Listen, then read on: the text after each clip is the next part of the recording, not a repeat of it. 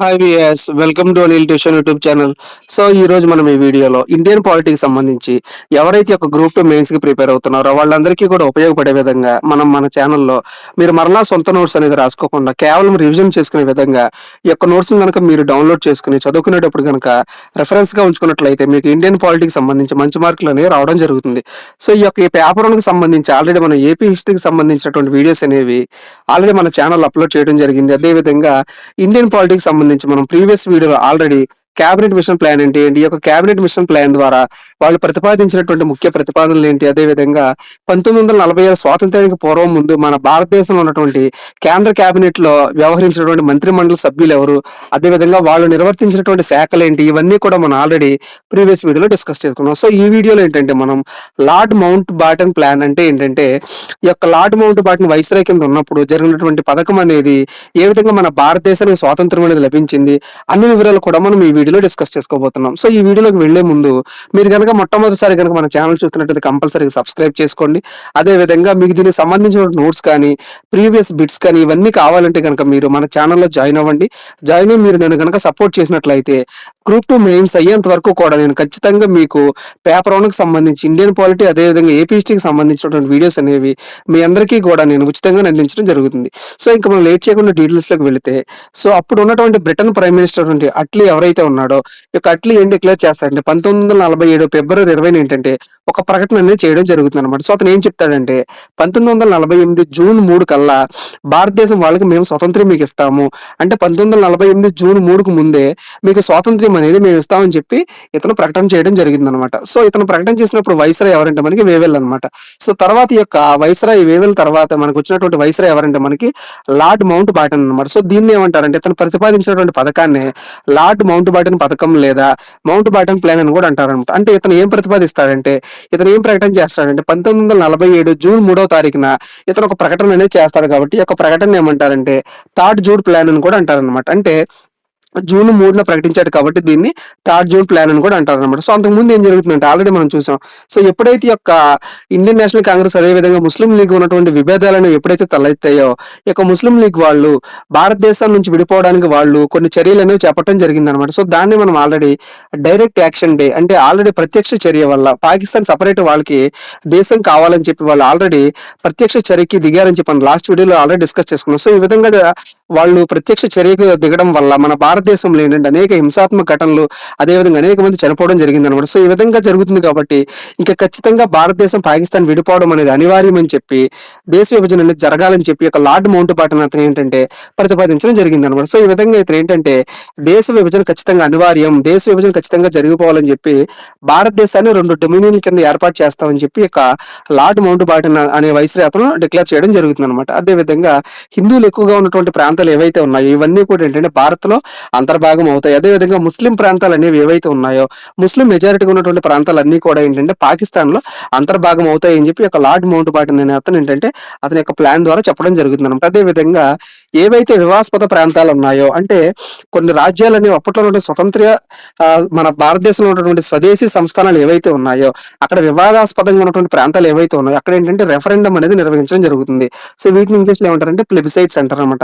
అంటే ఈ విధంగా ప్లెబిసైట్స్ అనేవి నిర్వహించి అక్కడ వాళ్ళ ప్రజాభిప్రాయాన్ని సేకరించి అక్కడ ప్రజలు ఏ విధంగానైతే వాళ్ళ యొక్క అభిప్రాయం తెలుపుతున్నారో అంటే వాళ్ళు హిందూ దేశంలో అంటే భారతదేశంలో ఉండాలా లేదంటే కనుక పాకిస్తాన్ అంటే ముస్లిం మెజారిటీ ఉన్నటువంటి దేశంలో ఉండాలని చెప్పి ఇక ప్లెబిసైట్స్ కూడా కండక్ట్ చేసి సో దాని ద్వారా ఏంటంటే ఎవరిష్టం వచ్చినట్టు వాళ్ళు అంటే భారతదేశంలో ఉండవలసినటువంటి భారతదేశంలో లేదు వాళ్ళు పాకిస్తాన్ లో ఉండాలనుకుంటే కనుక పాకిస్తాన్ లో ఉండవచ్చు అని చెప్పి ఈ విధంగా రెఫరెండం అనేది వివాదాస్పద ప్రాంతంలో నిర్వహించడం జరుగుతుందని చెప్పి చెప్పాడు అనమాట. అదే విధంగా సో అప్పుడు చూసుకున్నట్లయితే మనం మన భారతదేశంలో ఉన్నటువంటి ప్రావిన్సెస్ లో పంజాబ్ అదేవిధంగా బెంగాల్ ప్రావిన్సెస్ అనేవి చాలా ఎక్కువ విస్తరణ కలిగినటువంటి ప్రావిన్స్ అదేవిధంగా ఎక్కువ మంది జనాభా కలిగినటువంటి ప్రావిన్స్ అనమాట. సో ఈ యొక్క పంజాబ్ ని ఏంటంటే 2 భాగాల కింద డివైడ్ చేయడం జరిగింది. సో తూర్పు పంజాబ్ అదేవిధంగా పశ్చిమ పంజాబ్ కింద డివైడ్ చేయడం జరిగింది. అదేవిధంగా బెంగాల్ ఏదైతే ఉందో ఈ యొక్క బెంగాల్ ని కూడా తూర్పు బెంగాల్ అదేవిధంగా పశ్చిమ బెంగాల్ కింద డివైడ్ చేయడం జరిగింది. సో డివైడ్ చేసిన తర్వాత ఇక్కడ ఉన్నటువంటి పశ్చిమ బెంగాల్ ప్రాంతం ఏదైతే ఉందో దీన్ని ఇండియాలో కలపడం జరిగింది. అదేవిధంగా తూర్పు బెంగాల్ అనే ప్రాంతం ఏదైతే ఉందో ఇక్కడ ముస్లిమ్స్ అనే వాళ్ళు మెజారిటీగా ఉన్నారు కాబట్టి ఈ యొక్క ప్రాంతాన్ని పాకిస్తాన్ లో కలపడం జరిగింది. అదే విధంగా ఇక్కడ ఉన్నటువంటి పంజాబ్ ప్రాంతం ఏదైతే ఉందో ఈ యొక్క పంజాబ్ ప్రాంతాన్ని పశ్చిమంగా ఉన్నటువంటి పంజాబ్ ప్రాంతం ఏదైతే ఉందో దాన్ని ఏంటంటే పాకిస్తాన్ పరిధిలోకి అదే విధంగా తూర్పుగా ఉన్నటువంటి పంజాబ్ ప్రాంతంలో ఏంటంటే ఎక్కువగా హిందువులు మెజారిటీ వర్గంగా ఉన్న కారణంగా ఇక్కడ ఏంటంటే తూర్పు పంజాబ్ భాగాన్ని మన ఇండియాలో కలపడం జరిగిందనమాట. సో, ఈ విధంగా వాళ్ళు డిక్లేర్ చేసిన తర్వాత ఈ యొక్క అంశాలన్నీ కూడా ఏంటంటే ముస్లిం లీగ్ వాళ్ళకి నచ్చడం జరిగిందనమాట. ఎందుకని ఆల్రెడీ పాకిస్తాన్ అనేది ఖచ్చితంగా ఏర్పడబోతుందని చెప్పి ఆల్రెడీ అతను మనకు ప్రతిపాదించాడు కాబట్టి ముస్లిం లీగ్ వాళ్ళు ఈ యొక్క అభిప్రాయాలను స్వాగతించారు. ఇండియన్ నేషనల్ కాంగ్రెస్ వాళ్ళేమో దీన్ని రిజెక్ట్ చేయడం జరిగిందనమాట. సో, గాంధీ కూడా ఏంటంటే అప్పుడున్నటువంటి మన జాతిపిత అయినటువంటి మహాత్మా గాంధీ కూడా ఈ విధంగా మనం కలిసి ఉండి కలహించుకోవడం కంటే కూడా మనం విడిపోయి ప్రశాంతంగా జీవించడమే మేలని చెప్పి దేశ విభజనకు సూత్రప్రాయంగా తన అంగీకారాన్ని ఈ యొక్క గాంధీ అనే అతను ఏంటంటే తెలపడం జరిగిందనమాట. సో, ఈ విధంగా తెలిపిన తర్వాత పాకిస్తాన్ అనేది ఏ విధంగా ఏర్పడిందంటే ఏ ఏ రాష్ట్రాలతో కలిపి పాకిస్తాన్ ఏర్పడిందంటే బెలూచిస్తాన్, అదేవిధంగా Sindh, north west frontier provinces అంటే ఏంటంటే భారతదేశానికి వాయవ్య సరిహద్దుగా ఉన్నటువంటి ప్రాంతాలు, అదేవిధంగా ఈస్ట్ బెంగాల్, అదేవిధంగా అస్సాంలో ఉన్నటువంటి శాలట్ అనే ప్రదేశంలో కూడా ప్రజాభిప్రాయ సేకరణ జరపగా వీళ్ళు కూడా ఏంటంటే పాకిస్తాన్ లోనే విలీనం కావాలని అభిప్రాయపడ్డారు కాబట్టి ఇది కూడా అదే విధంగా వెస్ట్ బెంగాల్. సో, ఇవన్నీ కలిపి కూడా ఏంటంటే మన పాకిస్తాన్ అనేది ఏర్పడింది అనమాట. సో, తర్వాత మన భారతదేశంలో ఉన్నటువంటి స్వదేశీ సంస్థానాలు అనేవి ఏవైతే ఉన్నాయో అంటే 563 స్వదేశీ సంస్థానాలు అనేవి అప్పట్లో బ్రిటిష్ వాళ్ళు పరిపాలించేటప్పుడు అంటే ఇక లార్డ్ మౌంటెన్ బాటన్ ఏదైనా సరే ఇతను ప్లాన్ ప్రతిపాదించే నాటికి మన భారతదేశంలో ఇన్ని స్వదేశీ సంస్థానాలు అనేవి ఉన్నాయన్నమాట. సో, ఇక స్వదేశీ సంస్థానాల్లో అన్నిట్లో ఏంటంటే 560 స్వదేశీ సంస్థానాలు అనేవి ఇన్స్ట్రుమెంట్ ఆఫ్ యాక్సేషన్ అంటే ఏంటంటే మన ఇండియన్ యూనియన్ లో కలపడానికి నిర్ణయించుకున్నాయి అనమాట. అంటే ఉన్నటువంటి 563 స్వదేశీ సంస్థానాల్లో 560 స్వదేశీ సంస్థానాలు అనేవి మన ఇండియన్ యూనియన్ లో కలవడం జరిగిందనమాట. సో, మిగిలిపోయినటువంటి ఒక 3 స్వదేశీ సంస్థానాలు ఏమంటే కనుక మనకి జునాగఢ్, అదేవిధంగా హైదరాబాద్, జమ్మూ కాశ్మీర్. సో, ఇక జునాగఢ్ సంస్థానం అనేది ఏదైతే ఉందో ఇక్కడ కూడా ఏంటంటే వివాదాస్పద ప్రాంతం కాబట్టి ఇక్కడ కూడా ఏంటంటే రెఫరెండం అనేది నిర్వహించడం జరిగింది. సో, ఈ విధంగా రెఫరెండం అనేది నిర్వహించి జరిగిన తర్వాత ఈ యొక్క జునాగఢ్ ప్రాంతం అనేది ఎక్కడ ఉంటుందంటే గుజరాత్ కి దక్షిణ భాగంలో ఉంటుందన్నమాట. సో, రెఫరెండం అనేది జరిపి ఇక్కడ ఏంటంటే అక్కడ మెజారిటీ వాళ్ళు ఏంటంటే భారత్ లో కలపాలని చెప్పి అభిప్రాయం అని చెప్పారు కాబట్టి దాన్ని కూడా ఏంటంటే భారత్ లో కలపడం జరిగిందనమాట. సో, తర్వాత ఏంటంటే ఇక్కడ హైదరాబాద్ పరిస్థితికి వచ్చేసరికి ఇక్కడ హైదరాబాద్ ని పరిపాలిస్తున్నటువంటి ముస్లిం రాజు ఎవరంటే కనుక అప్పుడు ఉస్మాన్ అలీ ఖాన్ అనే నవాబు ఏంటంటే ఈ యొక్క హైదరాబాద్ ని పరిపాలిస్తూ ఉంటాడు అనమాట. సో, ఇతను ఏంటంటే ఒక డిఫరెంట్ గా ఆలోచిస్తాడు. అంటే మేము ఇండియన్ యూనియన్ లోను కలవం, అదేవిధంగా పాకిస్తాన్ లోను కూడా కలవం అనమాట.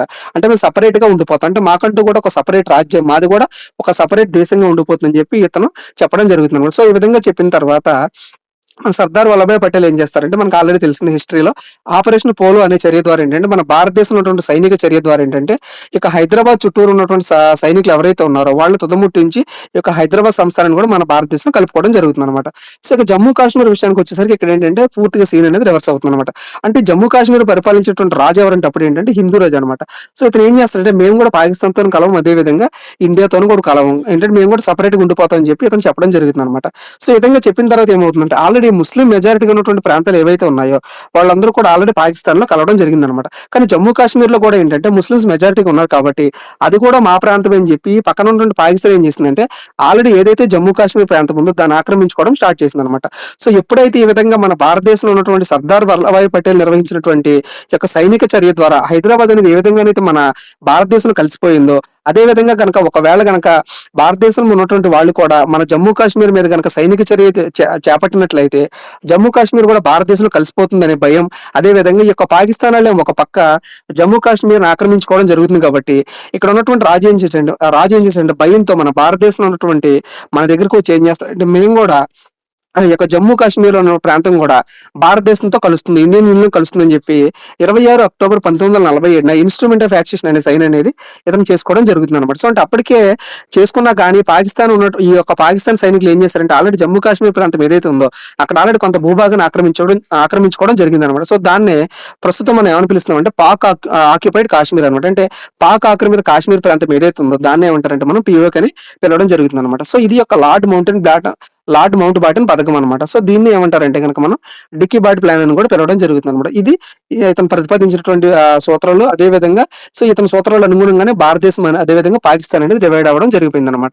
సో, నెక్స్ట్ వచ్చినటువంటి యాక్ట్ ఏంటంటే మనకి ఇండియన్ ఇండిపెండెన్స్ యాక్ట్ ఆఫ్ 1947 అంటే ఈ యొక్క భారత స్వాతంత్ర చట్టం ఏదైతే ఉందో ఈ యొక్క చట్ట ప్రకారం ఏంటంటే కొన్ని సూత్రాలు ఉండడం జరిగిందండి. సో, అవి కూడా మనం ఎగ్జామ్ పాయింట్ ఆఫ్ వ్యూలో చదువుకోవాలన్నమాట. సో, అదేంటంటే ఈ యొక్క ఇండియన్ ఇండిపెండెన్స్ యాక్ట్ 1947 ప్రకారం ఏంటంటే ended in the British rule అంటే ఏంటంటే భారతీయ యొక్క సార్వభౌమాధికారం ఏదైతే ఉందో భారతదేశం మీద అది అనేది ఎండ్ అయిపోయింది అంటే ఎప్పుడంటే 1947 ఆగస్టు 15కి ముందే ఈ యొక్క బ్రిటిష్ రూల్ ఏదైతే ఉందో భారతదేశంలో అది అనేది ఎండ్ అయిపోయింది. నెక్స్ట్ ఏంటంటే ఇండియా అదేవిధంగా పాకిస్తాన్ అనేవి రెండు డొమినియన్ స్టేట్స్ కింద విడిపోయినటువంటి రెండు దేశాల కింద విడిపోవడం జరిగింది అనమాట. అదేవిధంగా ఈ విడిపోయినటువంటి దేశాలు ఏవైతే ఉన్నాయో ఇవన్నీ కూడా ఏంటంటే బ్రిటిష్ వాళ్ళు పరిపాలించేటువంటి ప్రాంతాలు అన్నింటిని కూడా అప్పుడే వాళ్ళు ఏమని పిలిచేవాళ్ళు అంటే కామన్వెల్త్ నేషన్స్ అనేవాళ్ళు అనమాట. అంటే ఇప్పుడు ఏ విధంగా అయితే మనం కామన్వెల్త్ గేమ్స్ అని చూస్తున్నామో ఈ యొక్క కామన్వెల్త్ నేషన్స్ అని చెప్పి పిలవడం జరిగింది అనమాట. అంటే ఈ రెండు దేశాలు కూడా కామన్వెల్త్ లో జాయిన్ అవ్వడం లేదా జాయిన్ అవ్వకపోవడం అనేది వాళ్ళ ఇష్టం అనమాట. అంటే మన ఇష్ట ప్రకారం కూడా మీరు జాయిన్ అవ్వచ్చు లేదా కూడా జాయిన్ అవ్వకపోవచ్చు అని చెప్పి ఈ యొక్క ఇండియన్ ఇండిపెండెన్స్ యాక్ట్ ద్వారా వాళ్ళు చెప్పడం జరిగింది అనమాట. అదేవిధంగా మన భారతదేశానికి అదేవిధంగా పాకిస్తాన్ సరిహద్దుకి ఒక రాడ్క్లిఫ్ అనే ఒక ఆ, సర్ రాడ్క్లిఫ్ అనే ఒక అతను ఏంటంటే భారతదేశానికి అదే విధంగా ఈ యొక్క పాకిస్తాన్కి మధ్యలో ఉన్నటువంటి సరిహద్దులు నిర్ణయించడానికి సిరిల్ రాడ్క్లిఫ్ నేతృత్వంలో ఒక కమిటీ అనేది ఏర్పాటు చేయడం జరిగిందనమాట. అదేవిధంగా మీ కాన్స్టిట్యూషన్ మీదే ఫ్రేమ్ చేసుకోవచ్చు అని చెప్పి ఈ యొక్క బ్రిటిష్ వాళ్ళు ఏంటంటే ఇండియన్ ఇండిపెండెన్స్ యాక్ట్ ప్రకారం చెప్పడం జరిగింది అనమాట. అంటే అంతకుముందు వాళ్ళు తీసుకొచ్చినటువంటి యాక్ట్స్ ఏవైతే ఉన్నాయో 1935 భారత ప్రభుత్వ చట్టం కానీ లేదా 1947 ఇప్పుడు తీసుకొచ్చినటువంటి చట్టం కానీ లేదా 1837 1833 కానీ 1813 చార్టర్ చట్టాలు కానీ వాళ్ళు తీసుకొచ్చిన చట్టాలు ఏవైతే ఉన్నాయో అవన్నీ కూడా మీ ఇష్టం అయితే కనుక వాటిని మీరు అమలు చేసుకోవచ్చు, లేదంటే కనుక వాటిని మీరు రిజెక్ట్ చేయొచ్చు అని చెప్పి వాళ్ళు ఈ యొక్క చట్టం ద్వారా చెప్పడం జరిగింది అనమాట. అదేవిధంగా సెక్రటరీ ఆఫ్ స్టేట్ అనే పోస్ట్ ఉంది కదా, సో దీన్ని ఏం చేశారంటే వాళ్ళు సెక్రటరీ ఆఫ్ స్టేట్ అనే పోస్ట్ రద్దు చేసి దీన్ని secretary of state for the Commonwealth nations అని చెప్పి ఈ యొక్క పోస్ట్ కూడా వాళ్ళు మార్చడం జరిగింది అనమాట. అదేవిధంగా బ్రిటిష్ ఆధిపత్యం ఉన్నటువంటి ప్రాంతాలు ఏవైతే ఉన్నాయో అంటే అన్ని రాష్ట్రాల్లో బ్రిటిష్ ఆధిపత్యం ఉన్నటువంటి ప్రాంతాలు ఏవైతే ఉన్నాయో అవన్నీ కూడా రద్దు చేస్తున్నాం. అదేవిధంగా స్వదేశీ సంస్థానాలు కూడా ఏంటంటే ఎక్కడైనా సరే స్వదేశీ సంస్థానాల్లో బ్రిటిష్ వాళ్ళు ఏర్పాటు చేసిన చట్టాలు కానీ ఏమైనా ఉంటే కనుక అవి కూడా రద్దు అవుతాయి అని చెప్పి వీళ్ళు చెప్పడం జరిగింది అనమాట. అదేవిధంగా ఇక నుంచి ఇండియా అదేవిధంగా పాకిస్తాన్ అనేవి రెండు సపరేట్ దేశాల కింద డివైడ్ అవుతాయి. అదేవిధంగా ఇండియా పాకిస్తాన్ అనేవి తర్వాత కలిస్తే కలవచ్చు, లేదంటే కనుక వాళ్ళు ఇండివిజువల్ గానే అంటే ఇండిపెండెంట్ గానే వాళ్ళు సపరేట్ దేశాల కింద వాళ్ళు ఫామ్ అయిపోవచ్చు అని చెప్పి వాళ్ళు చెప్పడం జరిగింది అనమాట. అదేవిధంగా అంతకు ముందు జరిగినటువంటి చట్టాలన్నీ కూడా ఏంటంటే 1935 భారత ప్రభుత్వ చట్టం ఏదైతే ఉందో ఆ చట్టంలో పేర్కొన్నటువంటి అంశాలన్నీ కూడా ప్రస్తుతం జరుగుతాయి అనమాట. అంటే ఈ 1935 చట్టంలో పేర్కొన్న అంశాలు ఏవైతే ఉన్నాయో ఆ అంశాలన్నీ కూడా ఏంటంటే ఇండిపెండెన్స్ వచ్చేంత వరకు కూడా ఆ అంశాలన్నీ కూడా అమల్లో ఉంటాయని చెప్పి చెప్పడం జరిగింది. సో తర్వాత ఏంటంటే మీరు సొంతంగా రాజ్యాంగం రాసుకోండి, ఆ రాజ్యాంగం రాసుకున్న తర్వాత మీకు నచ్చినటువంటి అంశాలన్నీ కూడా మీరు దాంట్లో పొందుపరచుకోవచ్చు అని చెప్పి చెప్పడం జరిగింది అనమాట. కానీ గవర్నర్ జనరల్ ఆఫ్ ఇండియా అనే పోస్ట్ ని మాత్రం ఉంచడం జరిగింది అనమాట. అంటే మన భారతీయుల కోరిక మేరకు అదేవిధంగా పాకిస్తాన్ కోరిక మేరకు ఏంటంటే ఇక్కడ గవర్నర్ జనరల్ ఆఫ్ ఇండియా అనే పోస్ట్ ఏదైతే ఉందో ఈ యొక్క పోస్ట్ అనేది ఉంచడం జరిగింది అనమాట. సో నెక్స్ట్ ఏంటంటే అంతకుముందు ఎవరైతే సివిల్స్ రాసి వచ్చారో అంటే సివిల్ సర్వీస్ ఎగ్జామినేషన్ అనేది ఆల్రెడీ కండక్ట్ చేశారని చూసాం కదా, ఇక సివిల్స్ రాసి వచ్చిన వాళ్ళు ఎవరైతే ఉన్నారో వాళ్ళందరూ కూడా ఏంటంటే 1947 ఆగస్టు 15 వరకు కూడా మన భారతదేశంలో వాళ్ళ యొక్క సేవలు అనేవి అందిస్తారు. సో తర్వాత వాళ్ళ యొక్క సేవలు అనేవి ఉండాలా లేదా అనేది మీ యొక్క నిర్ణయం ప్రకారం జరుగుతాయని చెప్పి చెప్పడం జరిగింది అనమాట. సో ఈ విధంగా వాళ్ళు ఏంటంటే ఇండియన్ ఇండిపెండెన్స్ యాక్ట్ 1947 ని తీసుకురావడం జరిగింది అనమాట. సో ఈ విధంగా తీసుకొచ్చిన తర్వాత మనకి అర్ధరాత్రి ఆగస్టు 14 నుంచి 15 మధ్యలో అర్ధరాత్రి మధ్యలో మనకి మన భారతదేశానికి స్వాతంత్రం అనేది రావడం జరిగింది అనమాట. సో ఈ విధంగా స్వాతంత్రం వచ్చిన తర్వాత మనకి first governor general of free India అంటే భారతదేశానికి స్వాతంత్రం వచ్చిన తర్వాత మనకి ఫస్ట్ గవర్నర్ జనరల్ ఎవరంటే మనకి లార్డ్ మౌంట్ బాటన్ అనమాట.